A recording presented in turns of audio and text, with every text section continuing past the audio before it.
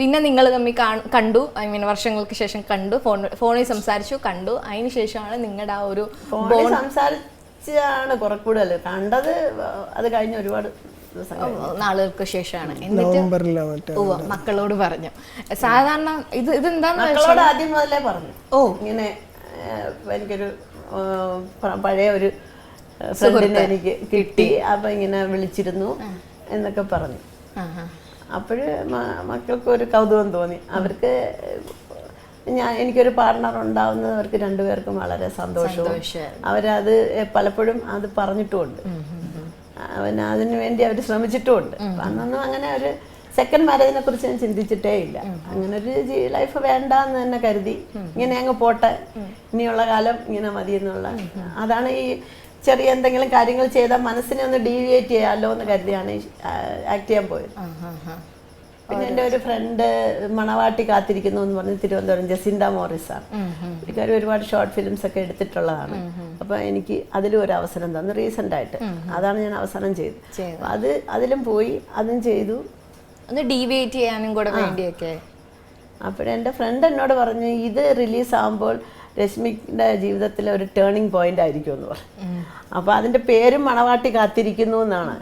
അപ്പൊ അതെല്ലാം എന്തോ ഒരു നിമിത്തം പോലെ ചിന്ത ഉണ്ടായിരുന്നു കല്യാണത്തിന്. അവർ പറയുമായിരുന്നു. പിന്നെ ഇതൊക്കെ ഒരു നിയോഗമായിട്ടാണ് എനിക്ക് തോന്നുന്നത്. കാരണം അല്ലെങ്കിൽ വല്ല ദൂരനാട്ടില് കുറെ നാളായിട്ട് സെറ്റിലായിരിക്കുന്ന ഒരാള് വീണ്ടും തിരിച്ചു വരിക, എന്നെ തേടി എൻ്റെ നമ്പർ തേടി എന്നെ വിളിക്കുക, സംസാരിക്കുമ്പോഴും അങ്ങനെ ഒരുമിച്ച് ജീവിക്കും എന്നുള്ള ഒരു തോന്നലും ഒന്നുമില്ല. അങ്ങനൊന്നും പറഞ്ഞിട്ടുമില്ല. പക്ഷെ ഒരു ആക്ച്വലി എനിക്ക് തോന്നുന്നത് അതാണ് കൂടുതലും ഇപ്പം നമ്മുടെ ഈ സമൂഹത്തിൽ അക്സെപ്റ്റ് ചെയ്യാത്ത ആയിട്ടുള്ള കാര്യം അതാണ് ചേച്ചി അന്ന് പറഞ്ഞ പോലെ 40 വർഷത്തിന്റെ ആ ഒരു കഥ അത് ഒറിജിനൽ അല്ല. അതേപോലെ ഇത് അക്സെപ്റ്റബിൾ അല്ലാത്തത്, ഐ മീൻ കല്യാണം ഈസ് ഓക്കെ, പക്ഷേ അച്ഛനമ്മമാരുടെ കല്യാണം വീണ്ടും നടത്തുക എന്ന് പറയുന്നത് ഒരിക്കലും നമ്മുടെ ഈ സമൂഹത്തിൽ അത് എനിക്ക് എന്താണെന്നറിയില്ല, നമ്മുടെ സമൂഹത്തിൽ അക്സെപ്റ്റബിൾ അല്ല. അതുകൊണ്ട് എനിക്ക് എൻ്റെ പേഴ്സണലി ഞാൻ പറയുകയാണെങ്കിൽ അതുകൊണ്ടാണ് ഇപ്പോൾ നിങ്ങൾ ഇതേപോലെ വൈറൽ കപ്പിൾസ് ആയത്.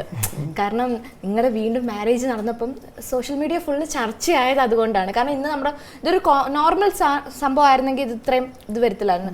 ആ ഒരു കാഴ്ചപ്പാട്, അല്ലെങ്കിൽ ഇന്ന് നമ്മുടെ ഈ ഒരു സമൂഹത്തിൽ എല്ലാ കാര്യങ്ങളും വളർന്നു വരുന്നുണ്ടെങ്കിലും ചിലത് അക്സെപ്റ്റബിൾ അല്ല. അപ്പം നിങ്ങളുടെ ഒരു തോട്ട് ഓഫ് ഇത്രയും വർഷത്തെ എക്സ്പീരിയൻസ് ഈ ഒരു കാര്യത്തെ പറ്റി എന്താ പറയാനുള്ള രണ്ടുപേർക്കും?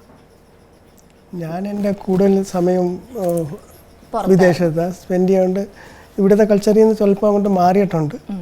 പിന്നെ മക്കളും അത് കണക്കാണ് ഡീൽ ചെയ്തുകൊണ്ടിരിക്കുന്നത്. നമ്മളൊരു ഫ്രണ്ട്സിനെ കണക്കാണ് മക്കളെയും ഡീൽ ചെയ്തുകൊണ്ടിരിക്കുന്നത്. അന്നേരം അവർക്കൊരിത്, അവരും പുറത്താണ് രണ്ടുപേരും.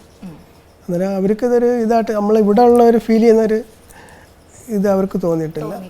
അവർക്ക് ക്വയറ്റ് അക്സെപ്റ്റബിൾ, ഹാപ്പി. അല്ല, സമൂഹത്തിൽ ജീവിക്കുമ്പോൾ നമ്മൾ കുറേയൊക്കെ സമൂഹത്തെ ഭയക്കണം. പക്ഷെ സമൂഹത്തിനെ മാത്രം എല്ലാവരും കൊണ്ട് നല്ലത് പറയിച്ചിട്ട് നമുക്ക് ഒരിക്കലും ജീവിക്കാനൊക്കില്ല. നമുക്കൊരു ജീവിതമേ ഉള്ളൂ. അപ്പോൾ അതിങ്ങനെ ഞാൻ ചിന്തിച്ചപ്പോൾ ഒരു ഒറ്റപ്പെടൽ പോലെ ആയിരുന്നു. എൻ്റെ മക്കളെ ഭയങ്കര പൊന്നുപോലെയാണ് അവർ എൻ്റെ മക്കളായാലും മരുമകനായാലും ഏത് കാര്യത്തിനും അവർ എൻ്റെ കൂടെ ഉണ്ട്. എൻ്റെ ശബ്ദം മാറിയാൽ പോലും അവർക്കറിയാം എന്താണ്.